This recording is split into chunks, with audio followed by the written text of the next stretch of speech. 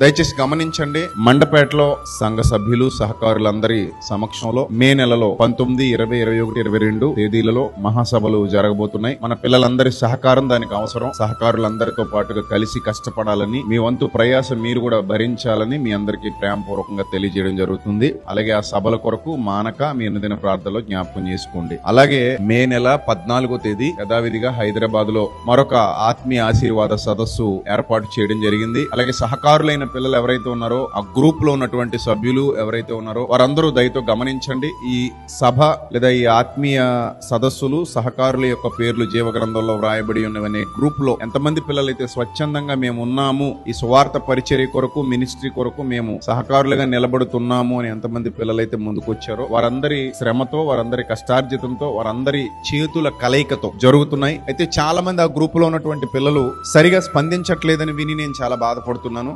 వాళ్ళందరూ ఉన్నారు అన్న ఒక ధైర్యంతోనే పిల్లలందరూ కష్టపడుతున్నారు. అక్కడ వాళ్ళలో ఏ ఒక్కరు వెనక్కి పోయినా ఆ పని ఆగిపోతుంది. సో కాబట్టి ఆ గ్రూప్ లో ఉన్నటువంటి సభ్యులు దయతో గమనించి వాళ్ళందరూ కలిసి కష్టపడితే, అలాగే ఇక్కడ ఉన్న చాలా మంది పిల్లలు కలిసి కష్టపడితే ఇంకా అనేక మందికి మనం బ్రతుకున్నంత వరకు దేవుని యొక్క జ్ఞానాన్ని పంచగలుగుతాం, దేవుని యొక్క మాటల్ని అందించగలుగుతాం. ఇంకా అనేక ప్రాంతాలలో నశించిపోతున్న వారిని రక్షించడానికి మనం మన బాధ్యతను నిర్వర్తించగలుగుతాం. దేవుడు అట్టి ధన్యతను మనకు అనుగ్రహించి నీతి మార్గములలో మనల్ని అందరినీ సర్వలోకాన్ని నడిపించును గాక. ఆమేన్.